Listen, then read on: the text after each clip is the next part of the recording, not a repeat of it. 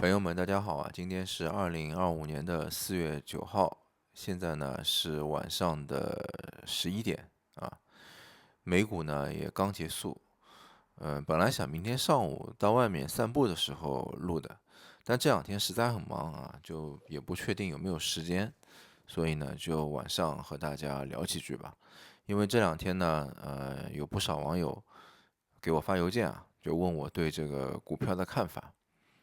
那么，因为周一周二啊，今天是周三嘛，周一周二呢，确实动荡的也很厉害啊，就上下来回的震荡，也结合了很多关于那个川普总统啊，他不时的发那些关税战的这个新闻，对吧？我上周呢一个视频里面我已经说了啊，我说那个本周的美股呢应该是会上涨的，所以呢，我上周最后一天我也买了一些啊。那么现在来看呢，还是超乎了我的预期啊，因为我那个视频里面我记得说得很清楚，我认为还会跌几天的啊，没想到今天呢，就是有一个还可以的涨幅吧，啊，就现在是略微的盈利的。然后这两天中国的股票是上涨的，所以就是中国的股票跟美国的股票呢，呃，我目前来讲都是盈利的啊。就当然了，就没有盈利很多啊，但是现在看下来呢，后面应该还是会上涨，只是呢可能啊还会有这种剧烈的震荡。那么贸易战这个问题啊，就关税战这个问题呢，嗯，就现在来讲的话啊，已经是一个呃，就感觉已经是一个不是很正经的事情了啊。因为一开始，其实还挺正经的啊，就川普总统开了一个发布会，拿了一个牌子，对吧？然后说要向谁谁谁征税。嗯，开始他说是要这个对等征税，然后呢，这两天这个新加坡的总理也站出来了啊，这个黄循财总理，他说我们跟美国是贸易逆差啊，就美国买东西买的少，我们买他们东西买的多，对吧？他也要问我征10%的税，他说他伤心了啊。我觉得他说的挺有道理的啊，因为其实，一开始啊，这就不是一个正常的，就是谈这个关于税的这样的一种和谈，对吧？他本来是没有谈判，一开始就是一种施压啊，让大家跟他这个进行减少他的赤字啊。其实讲白了就是让大家给他送钱，是吧？那所以呢，尤其是到了昨天吧，啊，昨天，他说这个如果中国报复，他就立刻还会再加50%的税。这个新闻出来的时候啊，其实就短短的大概半天还是一天里面，这个呢是特别的戏剧化的啊。就我看到了这个新闻以后啊，我就非常的淡定了啊，因为一开始这个股票向下跌，我也有点慌啊，因为毕竟就是样子很吓人，对吧？就感觉，但是这个新闻一出来啊，我就觉得就川普总统他这个50%就他张口就来的啊，他不是说可能一个团队啊要开会啊，或者说要怎么样去仔细的去算这个东西，对吧？是他没有啊，就中国这边立刻呃加了30%吧，然后他这边立马就说啊，我又要加50%。我觉得就如果要做一个比较稳妥的方案的话，那肯定是需要时间，是需要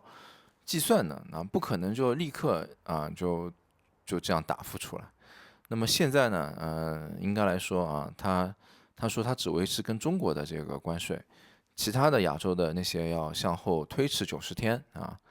那么这个呢，就其实中国很直接跟他的贸易可能只有10%，其他的都是供应商可能都已经跑到就是所谓的其他的那些亚洲的国家了，对吧？所以说，可能到了最后吧，他觉得这个中国也没有妥协啊，就可能就像他们新闻里面说的，要等那个中国首脑的电话，等习近平的电话，对吧？就是中国也不会给他打电话，就是可能要一副那个硬刚到底的啊这样的一个架势吧。那其实我之前的视频我也分析过这个问题啊，嗯，我觉得就是如果是纯粹的从做生意的角度啊，虽然美国现在是最大的进口国，但是欧盟跟中国加起来的实力啊也是很强的。那问题是你这个美国现在同时和这么多国家，今天欧盟也要向美国报复，要征25%的税啊！就美国同时跟这么多国家就是要去征税，那你要不就是不是认真的，对吧？就是很戏剧化的啊，就是会推迟啊，或者说啊只是一种手段，要不就这个人有问题，对吗？就这种就完全是在开玩笑是吧？就不是一个非常严肃的事情啊。那么问题是在于呢啊这两天就这么不严肃的事情，让大量的财富所谓的就是股票的市值也好还是就是其他的，反正有很多相关的金融产品吧有很多的这个财富就不见了，消失了，对吧？那我之前视频也说过这个财富肯定不会凭空消失的，是被人赚走的，对吧？那所以就是我一直在想这个问题，难道就是真的川普总统就像那个这么戏剧化的一个人吗？他随口就乱说嘛，对吗？我觉得也不至于所以我认为他们还是非常聪明的把这个金融就是玩弄于手掌之间就大量的普通人的财富、中产的财富就这样灰飞烟灭了，对吧？那接下来会怎么样呢？我个人判断，我觉得美股还是会绝地反击的美股如果绝地反击了，那包括其他的股市应该都会变好，包括中国的股市那么，但是需要时间也有可能还是会有剧烈的这种震荡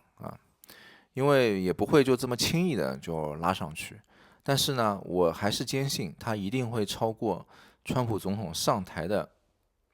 那个时期的那个指数这两天就他们幕僚的不是都已经忍不住了嘛，站出来说你们这股票别卖，别卖就没有亏，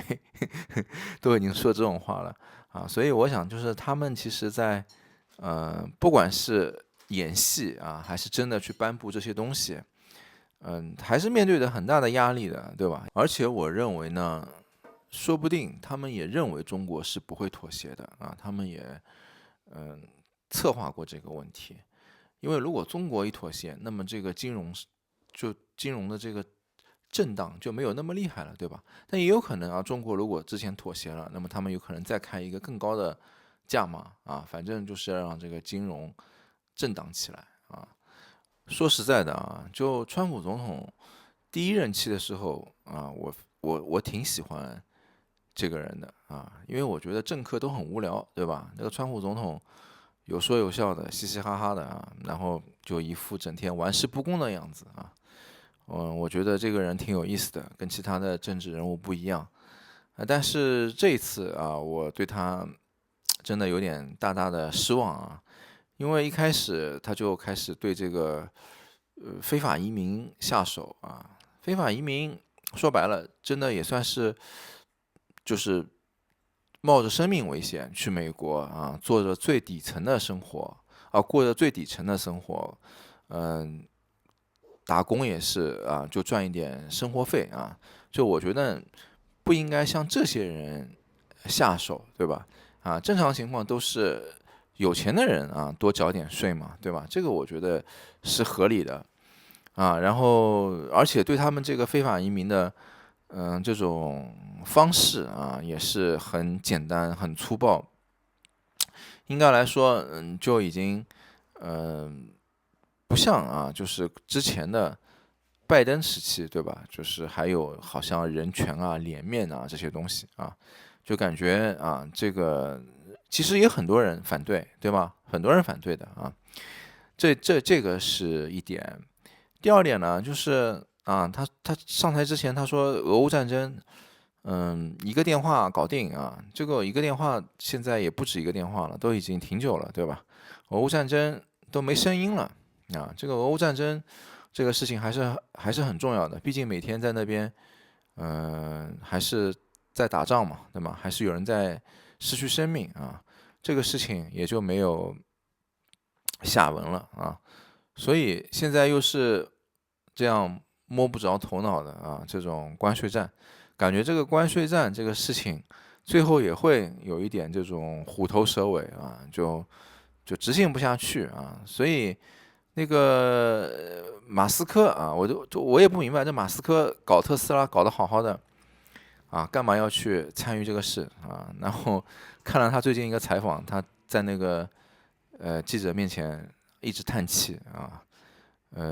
可能他也觉得这个压力太大了，对吧？所以我都觉得